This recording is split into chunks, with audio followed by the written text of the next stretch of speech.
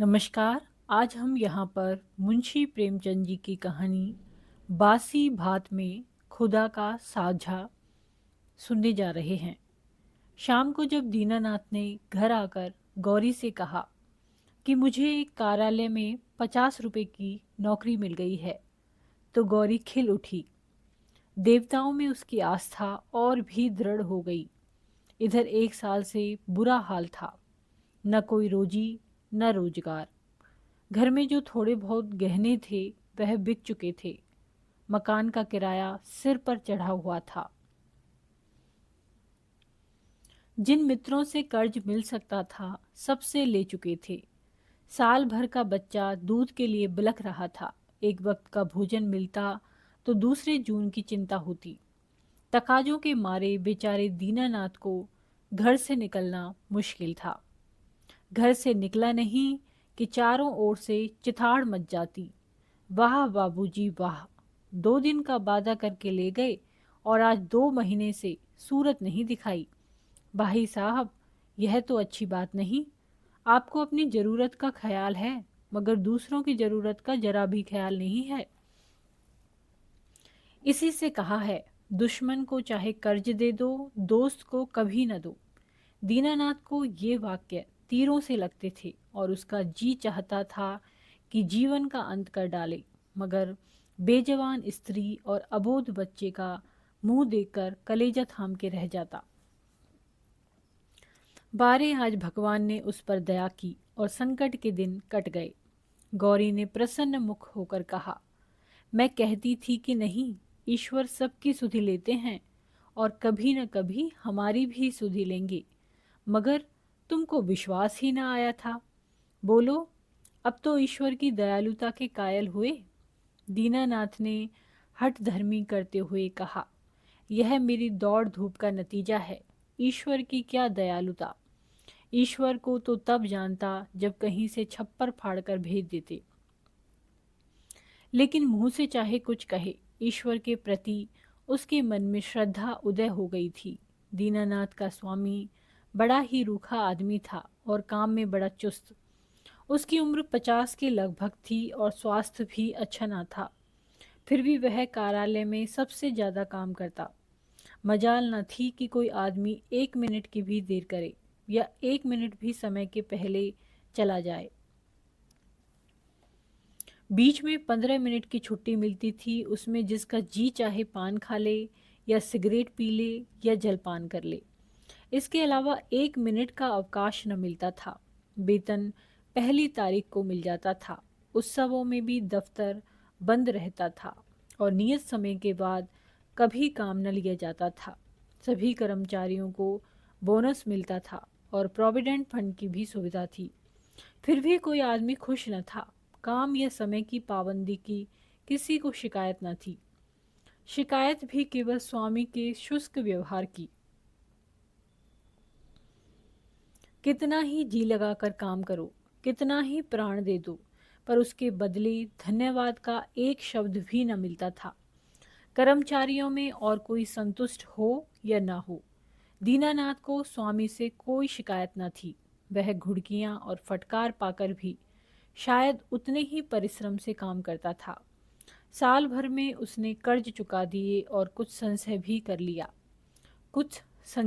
कर लिया। वह उन लोगों में था जो थोड़े में भी संतुष्ट रह सकते हैं। अगर नियमित रूप से मिलता जाए, 1 रुपया भी किसी खास काम में खर्च करना पड़ता तो दंपत्ति में घंटों सलाह होती और बड़े झांव झांव के बाद कहीं मंजूरी मिलती थी। बिल गौरी की तरफ से पेश होता तो दीनानाथ विरोध में खड़ा होता। दीनानाथ की तरफ से पेश होता तो गौरी उसकी कड़ी आलोचना करती। बिल को पास करा लेना प्रस्तावक की जोरदार वकालत पर मुनहसर था। सर्टिफाई करने वाले कोई तीसरी शक्ति वहां न थी और दीनानाथ अब पक्का आस्तिक हो गया था।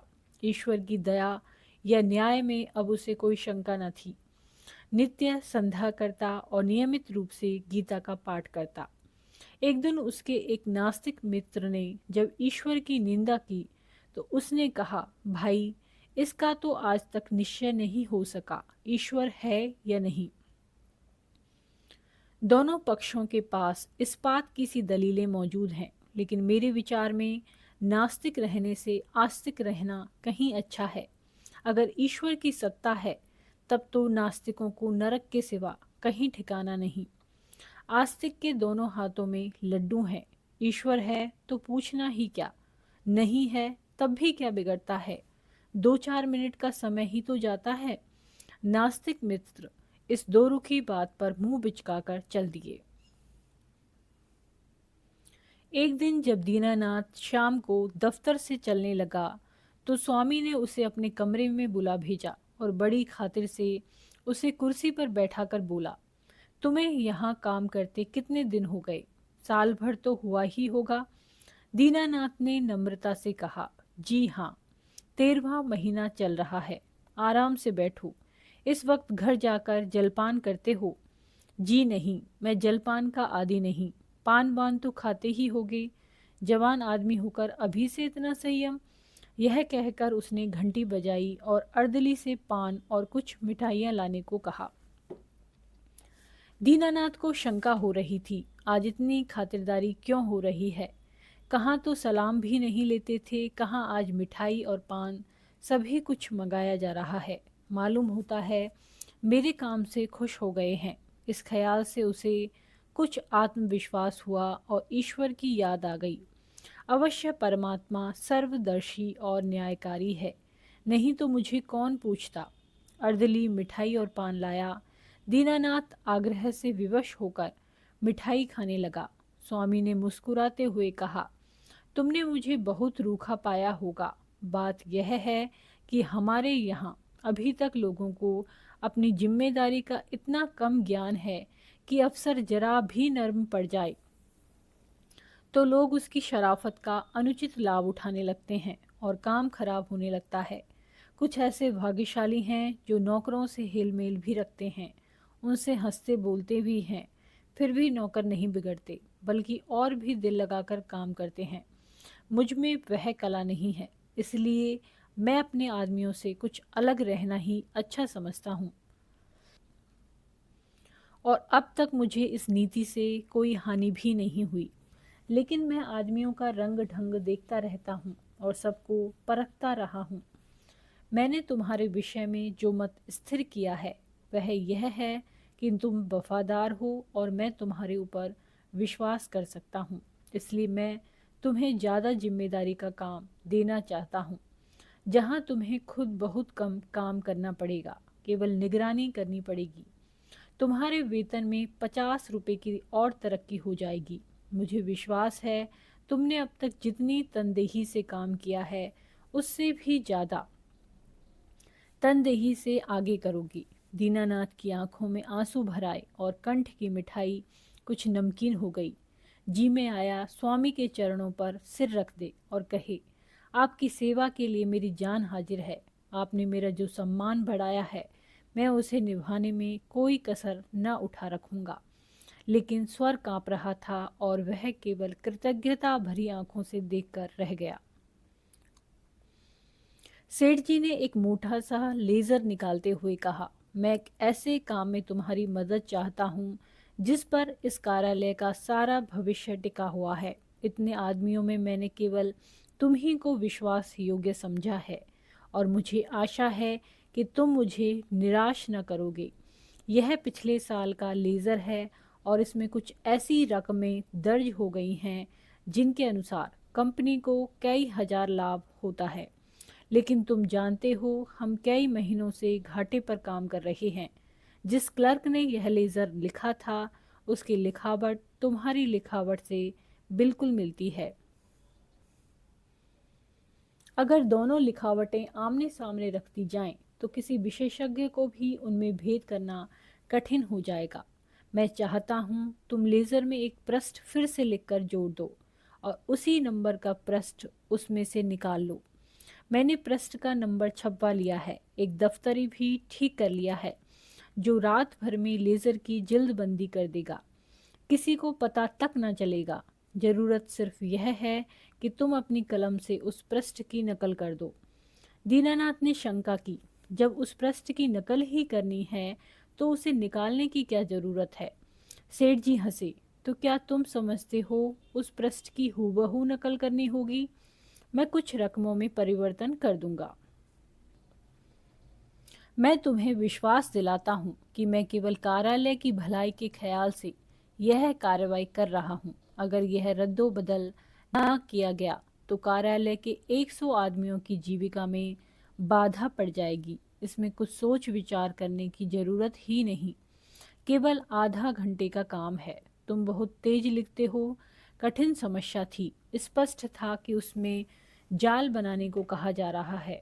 उसके पास इस रहस्य का पता लगाने का कोई साधन न था कि सेठ जी जो कुछ कह रहे हैं वह स्वार्थवश होकर या कार्यालय की रक्षा के लिए, लेकिन किसी दशा में भी है यह जाल, घोर जाल। क्या वह अपनी आत्मा की हत्या करेगा? नहीं, किसी तरह नहीं। उसने डरते डरते कहा, मुझे आप क्षमा करें, मैं यह काम न कर सकूंगा। सेठ जी ने उसी अविचलित मुस्कान के साथ पूछा, क्यों? इसलिए कि यह सरासर जाल है। जाल किसे कहते हैं? किसी हिसाब में उलट फेर करना जाल है। लेकिन उस उलटफेर से 100 आदमियों की जीविका बनी रहे तो इस दशा में वह भी जाल है। कंपनी की असली हालत कुछ और है, कागजी हालत कुछ और। अगर यह तब्दीली ना की गई तो तुरंत कई हजार रुपए नफ़े के देने पड़ जाएंगे और नतीजा यह होगा कि कंपनी का दिवाला हो जाएगा और सारे आदमियों को घर बैठना पड़ेगा। मैं नहीं चाहता कि थोड़े से मालदार हिस्सेदारों के लिए इतने गरीबों का खून किया जाए। परोपकार के लिए कुछ जाल भी करना पड़े तो वह आत्मा की हत्या नहीं है। दीनानाथ को कोई जवाब न सूझा। अगर सेठ जी का कहना सच है और इस जाल से 100 आदमियों की रोजी बनी रहे तो वास्तव में वह जाल नहीं, कठोर कर्तव्य है। अगर आत्मा की हत्या होती भी हो तो 100 आदमियों की रक्षा के लिए उसकी परवाह न करनी चाहिए। लेकिन नैतिक समाधान हो जाने पर अपनी रक्षा का विचार आया। बोला, लेकिन कहीं मामला खुल गया तो मैं मिट जाऊंगा। 14 साल के लिए काले पानी भेज दिया जाऊंगा। सेठ ने जोर से कहा कहा मारा, अगर मामला खुल गया तो तुम न फंसोगे, मैं फंसूंगा। तुम साफ इनकार कर सकते हो, लिखावट तो पकड़ी जाएगी। पता ही कैसे चलेगा कि कौन पृष्ठ बदला गया? लिखावट तो एक सी है। दीनानाथ परास्त हो गया। उसी वक्त उस पृष्ठ की नकल करने लगा। फिर भी दीनानाथ के मन में चोर पैदा हुआ था।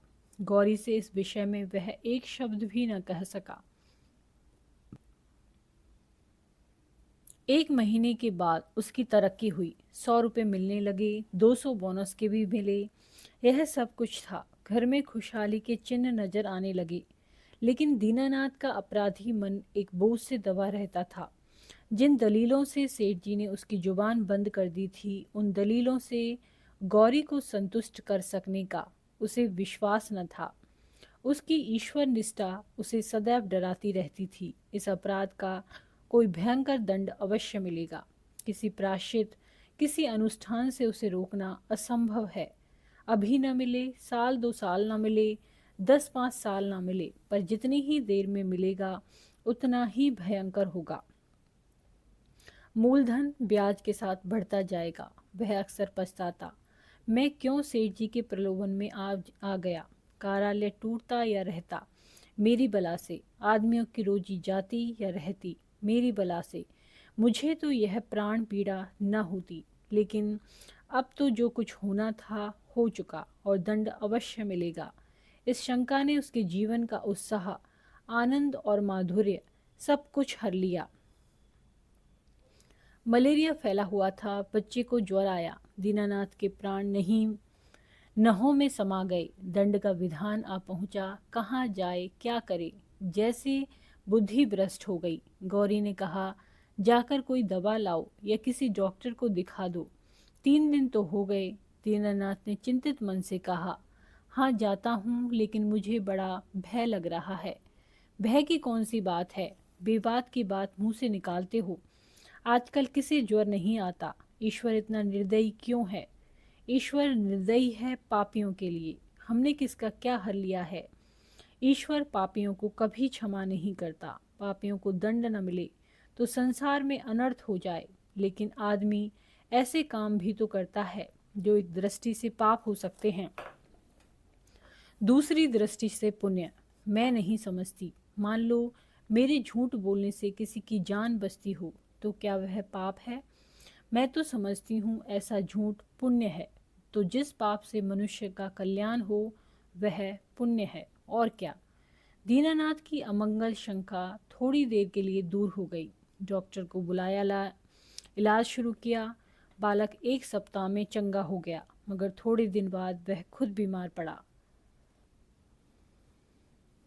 वह अवश्य ही ईश्वरीय दंड है और वह बच नहीं सकता।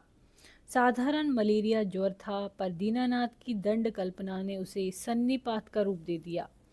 ज्वर में नशे की हालत की तरह यूं भी कल्पना शक्ति तीव्र हो जाती है। पहले केवल मनोगत शंका थी, वह भीषण सत्य बन गई। कल्पना ने यमदूत रच डाले, उनके भाले और गदाएं रच डाली, नरक का अग्निकुंड दहका दिया। डॉक्टर की एक घूंट दवा, 1000 मन की गदा की आवाज और आग के उबलते हुए समुद्र के दाह पर क्या असर करती। दीनानाथ मिथ्यावादी न था, पुराणों की रहस्यमय कल्पनाओं में उसे विश्वास न था।